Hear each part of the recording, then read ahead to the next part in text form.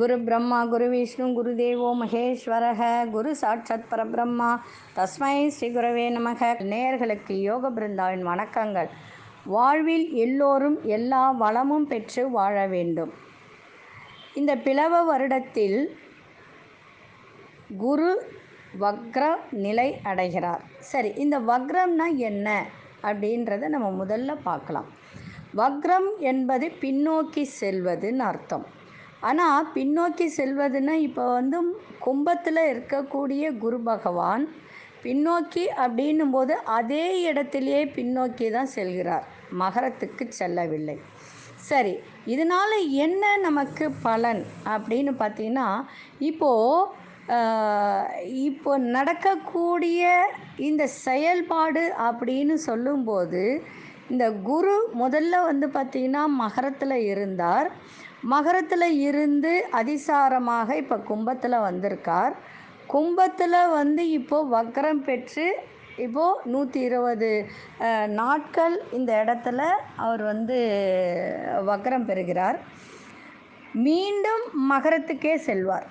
மீண்டும் மகரத்துக்கு அந்த இடத்துல 30 நாட்கள் அந்த இடத்துல பயணம் செய்வார். அதன் பிறகு மீண்டும் கும்பத்துக்கு வருவார். கும்பத்துக்கு அந்த இடத்துல ஒரு வருட காலம் சஞ்சாரம் செய்வார். சரி, இப்போது இந்த வக்ரம் எப்படி, எந்த தேதியில் அவர் வக்ரம் ஆகிறார், இந்த வக்ரத்தினால என்னென்ன பலன்கள் நடக்க போகுது அப்படின்னு பார்த்தோன்னா, இப்போ எப்பொழுதுமே நம்ம தமிழ்நாட்டில் இந்த நவக்கிரகங்களின் சஞ்சாரம் அப்படின்னு சொல்லும்போது குரு பகவான் தான் நமக்கு பெரிய கிரகம். அப்போ அப்படி இருக்கக்கூடிய இந்த குரு பகவான் நமக்கு இந்த தமிழ்நாட்டில் இருக்கக்கூடிய மக்களுக்கு 3 ராசியில் சஞ்சாரம் செய்யும்போது என்ன நடக்கும் அப்படின்னு பார்த்தீங்கன்னா, நிறைய நோய் நொடிகள், நிறைய இழப்புகள் இதெல்லாம் தான் ஏற்படும். இது இந்த காலத்தில் அப்படின்னு கிடையாது, காலம் தொன்று தொட்டு இப்படி தான் நடந்துக்கிட்டு வருது. ஏன்னா குரு அப்படின்றவர் நமக்கு உலகிற்கு இது சாதாரணமாக அப்படின்னு சொல்லலாமே தவிர, தனி மனிதன் வாழ்வில் மிகவும் இது கஷ்டமான ஒரு நிலை அப்படின்னு தான் சொல்லணும், இல்லைங்களா? அப்படி தானே நடந்துகிட்ருக்கு. அப்படி நடந்துட்டு இருக்கக்கூடிய இந்த காலகட்டத்தில் இந்த வக்ரம் பெற்று இதனால் என்ன நடக்குது அப்படின்னு பார்த்தீங்கன்னா, குருவால் குழப்பங்கள் அதிகமாக இருக்கும். மக்களுக்கு குழப்பங்கள், மக்களுக்கு பாதிப்பு, நோய் இதெல்லாம் இருக்கக்கூடிய ஒரு தருணங்கள். அப்படி இருக்கக்கூடிய இந்த காலகட்டத்தில் வக்ர நிலை அடைந்து எந்தெந்த ராசிக்கு நல்லது நடக்கும் அப்படின்னு பார்த்தீங்கன்னா, அன்பார்ந்த கன்னிராசி நேயர்களே, கன்னிராசி நேயர்களுக்கு குரு வக்ர பெயர்ச்சி எப்படி இருக்கும்? கன்னி அப்படின்னாலே அந்த ராசிக்கு அதிபதி யாருன்னு பார்த்தீங்கன்னா புத பகவான். நல்லா புரிஞ்சுக்கணும். புத பகவான், புத பகவான் என்றாலே என்ன? புத்திசாலித்தனம். கன்னிராசி நேயர்களுக்கு நிறைய அதீதமான ஒரு புத்திசாலித்தனம் இருக்கும். ஆனால் இருந்தால் கூட இந்த குரு பார்த்திங்கன்னா 7ஆம் இடத்து அதிபதியாக ஆயிடுறாரு. 4க்கும் 7க்கும் அதிபதி. அப்போ இந்த 4க்கும் 7க்கும் அதிபதி அப்படின்னு சொல்லும்போது, 4 என்பது என்ன? கேந்திரம். 7ம் கேந்திரம் தான். ஆனால் 7ஆம் இடம் பாதகஸ்தானம். பாதகாதிபதி வக்ரம் அடைகிறார். வக்ரம் அடையும் போது அதீதமான பலன் கிடைக்கும். ஆனால் இப்போ பார்த்தீங்கன்னா இந்த 3 மாத காலம் எப்போ குரு அதிசாரமாக பெயர்ச்சி ஆயிட்டு கும்பராசிக்குள் சென்று அங்கே இருந்து இந்த நேரம் உங்களுக்கு 6ஆம் இடத்துல சஞ்சாரம் செஞ்சு, 6ஆம் இடத்துல குரு இருந்து இப்போ சஞ்சாரம் நடத்துகிறார் என்றால், இந்த 3 மாத காலம் நிறைய நீங்கள் பிரச்சனைகளை சந்திக்கிறீங்க. குடும்பத்திலே பார்த்திங்கன்னா நிறைய பார்த்திங்கன்னா பிரச்சனைகள், கஷ்ட நஷ்டங்கள் எல்லாமே நீங்கள் அனுபவிச்சிருக்கீங்க. நிறைய தடை, தாமதம். எதையாவது தொழிலுக்காக போய் பேசலான்னு பார்த்தீங்கன்னா, அந்த இடத்துல ஒரு தடைகள். எந்த ஒரு விஷயத்தை எடுத்தாலும் உங்களுக்கு சிக்கல்கள் தான் இதுவரைக்கும் ஏற்பட்டுட்டு இருந்தது இல்லைங்களா? ஆனால் அதே இன்னொரு விஷயம் எடுத்துக்கோங்க, குரு வக்ரகதி அடைய போகிறார். அப்போ வக்ரகதி அடையும் போது அது உங்களுக்கு 5ஆம் இடமாக மாறக்கூடியது. உண்மையிலே கன்னி ராசிக்கு தான் நல்ல ஒரு காலம் இது. இந்த 120 நாட்கள் பார்த்திங்கன்னா ஒரு அற்புதமான ஒரு நேரம். ஆனால் இன்னொரு விஷயம் இதில் இருக்குது. அதே நவம்பர் மாதம் மீண்டும் அவர் குரு கும்பராசிக்குள் போகும்போது மீண்டும் நீங்கள் கவனமாக இருக்கணும். சரி, இப்போ நம்ம வக்ரகதியை பற்றி மட்டும் நம்ம பேசுவோம். இப்போ இந்த வக்ரகதி அடைஞ்சு வரும்போது 20/6/2021 முதல் 18/10/2021 வரை இந்த 120 நாட்களும் பார்த்திங்கன்னா குரு வக்ரம் அடைஞ்சு பின்னோக்கி வரும்போது 90 நாட்கள் கும்பத்திலேயே இருப்பார் வக்ரம் அடைஞ்சு. 90 நாட்கள் கழிந்த பிறகு மீண்டும் அவர் பார்த்திங்கன்னா உங்களுக்கு மகரத்துக்கு வருவார். அங்கே 30 நாட்கள் வக்ரம் அடைஞ்சு இருப்பார். அப்போ வக்ர நிவர்த்தி ஆகி மீண்டும் கும்பத்துக்கு செல்வார். அப்போ இடைப்பட்ட இந்த காலகட்டத்தில் பார்த்திங்கன்னா நிறைய நன்மைகள் ஏற்படும். நிறைய பணவரவு இருக்கும். தொழில் இல்லாதவர்களுக்கு தொழில் கிடைக்கும். கணவன் மனைவி சந்தோஷம் கிடைக்கும். சுபகாரியங்கள் நடக்கும். வண்டி வாகனங்கள், அதே மாதிரி பெரிய மனிதர்களின் ஆதரவு, அவங்களுடைய என்ன சொல்லுவாங்க நட்பு, இதெல்லாம் கிடைக்கும். எந்த தொழில் செஞ்சாலும் அதற்கு உண்டான ஒரு வருமானங்கள் ஈட்டக்கூடிய ஒரு தருணம். அதே மாதிரி திருமணம் ஆகாதவர்களுக்கு திருமணம் கைகூடும். பொன் பொருள் கைகூடும். கால்நடை வளர்ப்பு பண்ணுறீங்க, விவசாயம் பண்ணுறீங்கன்னா அதில் பெரிய ஒரு லாபத்தை ஈட்டி தரக்கூடிய ஒரு தருணங்கள் எல்லாமே இருக்கும். சுப பலனை தருவார். ஆனால் பாதகாதிபதி வக்ரம் பெறும்போது அதீதமான பலன் கிடைக்கும். இன்னொரு விஷயம் என்னென்னா, சுபகிரகம் குரு.